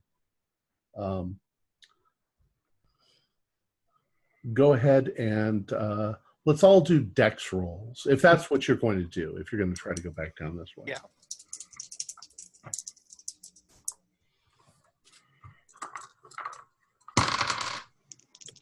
$60 passed. So Hard Passed. pass. 35. Hard pass. I think I missed that. What are we doing? Are we heading back to town? Well, you're heading back to the path down below, I guess. To the path? Yeah. Is that what I assume that's what you're doing? Is that what you're doing? Because you guys want to get out of here. I was going to. I feel like we escaped it. Like in my mind, it wasn't directly behind me. It was in the reflection. So when I get to the top, I'm going to stop and listen to see if I hear anything. Just the normal jungle sounds. I think we lost it, guys. Well, that's good. I don't. Take What, a picture what, and see. what was that? That was a creature. Obviously. That's scary. That is the scientific name, and I believe who saw it first? Was it? Me? Could it be all of the angles and the reflections, and it's really just messed with our minds? I Yeah, what saw if it's- something. What if it's the altitude? No. You're only about 600 feet up. I saw something there, and that thing's intelligent. Well, thank you.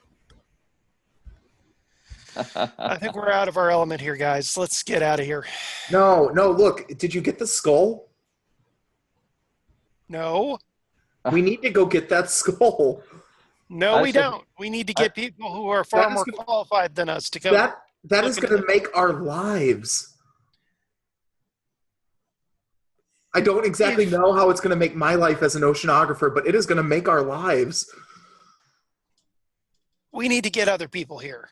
This is out of my element, and quite frankly, I do not care about the skull and stuff here. After seeing that thing in there, Boys, That we thing- need to. What do you say, boys? we need to radio in for backup. Well, why don't you go to town and radio in for backup, and we'll take care of this. We're Fine by in, me. we're in a small island in the middle of nowhere. Yeah, it's going to be forever till anyone can get here. At least a few days. Here's the Oh. thing. Albert, did you get a photograph of that thing? I think I did, but I mean, it's dark down there. I don't know if it fully came out or not. Let's assume for a minute, Professor Brookhaven, Naomi. Let's assume for a moment that that thing is real and it is sentient, as you say. Are you okay with that thing being here and potentially wiping out this entire town? No, I'm not. But that could be on your heads if we wait for other people to arrive a few months from now.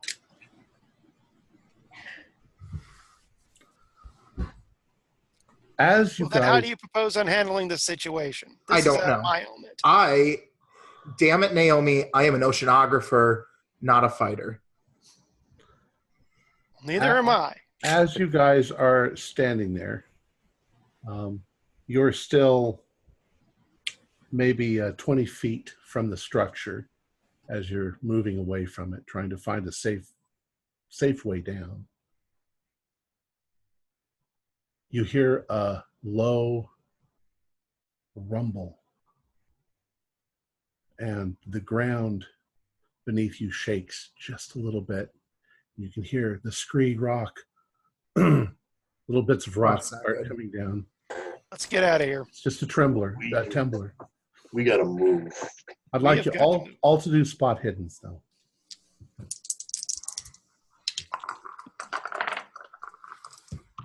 Nope.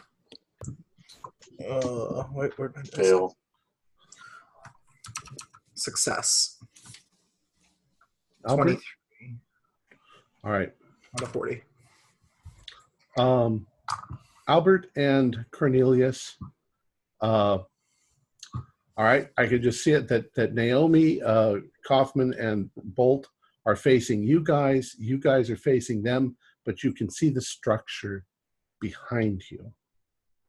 And as you are looking past them up at the structure, on the corner of one wall where two angles come together, you suddenly see a bright red glowing line run down the angle. And as that happens, everything vibrates. It's like a small earthquake. But it's like this is glowing red hot right on that very corner, right on the corner itself. Is this an eruption, Dr. Kaufman? It looks like no eruption I've ever seen. Well, it feels like an earthquake. It's volcanic island. You have earthquakes all the time. But it's the second one was a little stronger. So what are you guys going to do?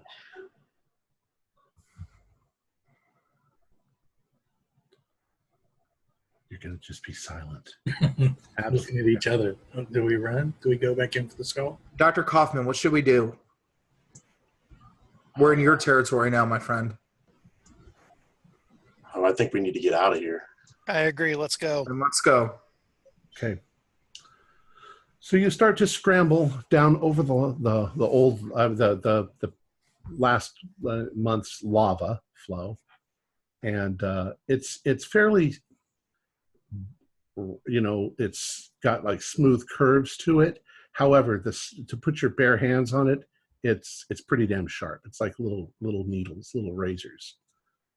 It's rough. You're now about 30 feet away from the structure and making your way down, and all of a sudden, the ground really shakes violently. You hear rubble and rock starting to roll down the hill, and go ahead and do a spot hidden for those of you who glance back up at the structure. It's a pass. Pass. Pass, but barely. Barely pass. Okay. Those of you who can see it, odd markings and symbols have appeared on the wall where this red line is. They're red and glowing, the same as the other. Dr. Naomi, do an intelligence roll.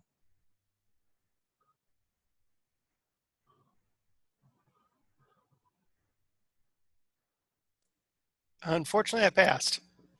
You passed. It suddenly dawns on you that at least a couple of those symbols look like the things the creature was writing on the floor.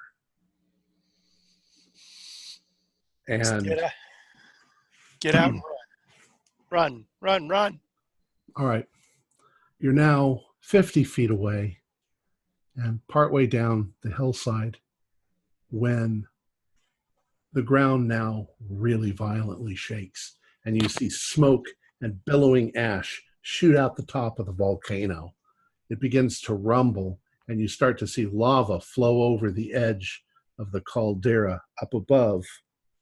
And as you see this and you look back, this line, this angle that's part of the structure, you suddenly see the creature somehow slide into existence out from that angle. And it looks around for just a moment and then starts barreling down the hill towards you. You all see this. Sanity. Run! Sanity, and then I trip Finkel. No, I'm just kidding. I don't have to be the fastest. I just have to be faster. You have to That would be a fail. Oh, fail. Oh, man. No Okay. good. Those of you who Failed. succeeded, 1d4. Those of you who failed, 1d8. Oh. Oh boy. Oh. That'd be Hard luck, 6. fools. I got 7 on that, and that Seven. puts me at 12 within the hour. Now, that puts you at more than 5 on a single roll. Yep. too. I'm at 10 within the hour. It's cards time. It's cards time. All right. Where are my cards? Holy cow. I do. I go into a homicidal rage. The Purge Island Edition. You wouldn't be carrying any water with you, would you, Cornelius? Probably. My Not a cards lot. I'm not like carting around ocean water everywhere. Yeah. Oh, he found the cards. Lucky us. Let's see. Tom, where did you get those cards? From I think from Calcium. Yeah. I'm gonna have to pick some up. There's 4 decks actually. Oops. Yeah, they usually have it in the 4-pack for all 4 decks. I picked them up last year. It's too bad we can't do like a live cast of this and then let people donate to give us insanities. That would be fun.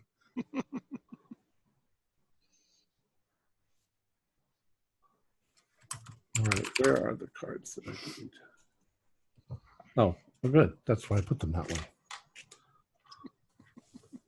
I want a summary. Okay, real time. All right. Start at the top. Who lost? Professor Nomi, you lost more than. Quite a bit. So give me a number between 1 and 8. Or you can do it randomly if you want. 5. 1, 2, 3, 4, 5. You become completely hysterical. Basically, you're running around, yeah, like this. Running around down the scree hill. Yeah. All right. Who else didn't pass? I had 7 loss. Okay. 6. Well, let's see. Tim. Yeah. Number between 1 and 8. Okay. 4. 4. Homicidal rage. Psychosomatic disability. Roll a 6-sided dice. Oh, okay. 3. What do I think is not working? You're trying to scream, but nothing's coming out. Yeah, you've lost your ability to speak. Who else? Dr. Kaufman? I'm going to pick 1. All right, let me mix them up. And 1. Paranoia. You are convinced that everybody else planned this, and that this is all they've designed this to kill you because they're jealous of you and Jealous of my knowledge. yeah. So you hate them all, you distrust them all. I don't trust any of you guys. Try to kill them if you want. Who else? Anybody else? Okay. In any case, you start running down the hill, and everybody do a luck roll. I'm trying to take pictures behind me. Click, click, click, click, click. This is going to make you a fortune if you live. If I get just one picture of this thing, That's a pass. That's a fail. A good pass. Okay. I want to know how bad you failed. Who got the worst roll? I only failed by 2 points. Quite more than 2. All right. Well, it actually kind of makes sense, Naomi. You're just running around screaming. You're hoping somebody will come and rescue you. And as you are doing that, this beast leaps into the air and it lands on you square on, flattens you on the ground and just starts ripping you into pieces. Body parts go flying everywhere. The rest of you can do sanity rolls as you hear Naomi screaming in agony. use your paintbrush. Can this restore sanity? No, I'm just kidding. I failed. Albert, did you get a photo of that? That's a pass. If you if you're already suffering sanity loss, you don't need to roll. Okay. You can't get more insane. Passed. So Dr. Bolt and Finkel, you both passed? Oh, 1d8. I mean, Albert. Loser. For what it's worth, I have suffered a lot of sanity loss, just haven't crossed the 5 death threshold yet. So that's another 3 for me. Okay. I think Dr. Kaufman and Dr. Worthington. Let's do your luck rolls. Oh, I got 19.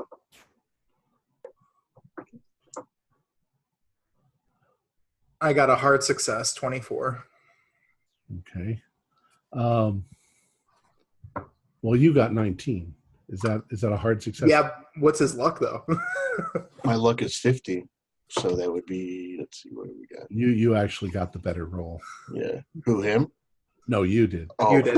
Thank Yeah, you. you did. So the beast has finished tearing her apart, and it's come running after Cornelius, and none of you hear him scream as the beast leaps through the air and lands on Cornelius and tears him to shreds. Albert, it's like a silent movie. Get a photo. Whoever's the closest to me, I'm going to push them and start running. Where's my camera? I lost my camera. Oh, here it is. Well, the next 3 of you, you're going to take pictures of it. Flash. Well, we can assume then, Albert, that you had to stop to take the pictures, so you're behind now. Bruce is down there like a rocket. I am running. Bruce is ahead of all of you. Albert, go ahead and do a luck roll. Bruce, I think I got. Where's Bruce? Oh, 58 is no good. I spent luck earlier, 41. Okay. So, as you're taking a fantastic shot of this thing, it leaps through the air and lands right on you. It doesn't make any mistakes. It simply comes right at you. And the last thing you see is the light from your camera flashing in its eyes as its mouth opens. And As it severs Albert's arm, can his arm fly towards me with the camera in it and I catch it? do a luck roll. Do a luck roll. 95, fail.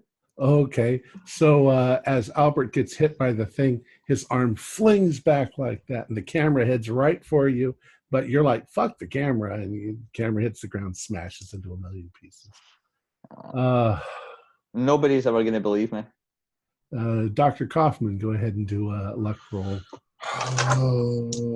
Let's see. What is that? 50. We are just prolonging the inevitable. Yeah, we'll say I failed. Okay, well, that means you probably trip and fall on some rock. Oh, man. And the creature, once again, leaps through the air, lands on you, tears you limb from limb. I would like Dr. Bolt to do a luck roll. I can see there's that scree, and I know if I just dive down the scree, I'll go flying down at a great rate. Mm-hmm. 28 to pass. Okay. So you do that. You get going on the scree and you begin sliding. And I'm Australian. I surf on it. Yeah, it's kind of like that. I've actually done that before. It's fun. There's actually a whole club that goes and they ski down volcanoes. So I'll say you get to the road, and then you manage to run along the road. And what are you going to do? Are you just going to keep running to town? Is there a boat in harbour? There's a lot of boats in harbor, yeah. Mostly yachts. My boat's there. I run. Have you got a boat? I run to the old sea dog, the old fisherman guy. And I say, get your boat ready. We need to get off the island. Okay. You get to his place and he's like, Dr. Bolt? Says, what's wrong? What's wrong with what are you afraid of? Screaming, they're all dead. There's a creature up there. Let's get out of here. A creature. And as you say that, this red line appears in the corner of the room, like that. And the creature starts sliding out of the angle right into the room. The old man sees it and he grasps his heart and falls backwards. I hold him up and push him towards it and run, trying to run out of the room. Well, let's just say that the creature rips through the old man and then pounces on you. And the last thing you see is, of course, its jaws clamping down on your face. And that's the end of you guys. Now, what happens immediately after that is the creature simply slides back into that angle and nobody ever sees it again. And the volcano erupts in full blast. In fact, the whole island is pretty much destroyed. Lava comes down, pours over the village. So a few people get away in their boats, but this time there was no seismic warning. It just blew. And that's pretty much the end of our story. So what had happened was a couple of weeks ago when the volcano had erupted, there was enough energy in the blast that it somehow caused a piece of $10 to cross over into our universe. $10 had been in a similar geological location millions and millions of years ago. And the mirrors allowed you to see into that past. The hounds of $10 walked about at that time, long before humans existed. But eventually, humans found the thing and found the thing, and some lived here and some died here. But eventually, it all got sucked into an alternate dimension. And it was just now that it was brought back. But once the hounds had seen you, nothing would stop them from hunting you down. So if we had made this a longer campaign, I could have made it so that, I mean, you could have gone back to your lives and eventually the thing would have hunted you down. It would have found you. But we wanted to do this in a couple of hours. So, any other questions? This original game is called The Intruder from Beyond Time. So I just made it The Intruders. You guys. So the only question I think in my mind is, what is the hound's purpose now? Is it just because we saw it that it wanted to get rid of us, or does it go back to its own dimension, or is it going to roam about and do other stuff? I'm not sure that the hounds are really intelligent the way that we think of intelligence, but once you had seen it, once it had seen you, you were prey. And so it wouldn't stop hunting you until it had gotten you. I feel like there was a really good reason for everyone to be here except for me. It makes total sense. An archaeologist for the Neolithic guy. We've got the volcano guy. We've got the geologist. And we've got the guy for the ocean up in the mountain. Well, the oceanographer is on the list.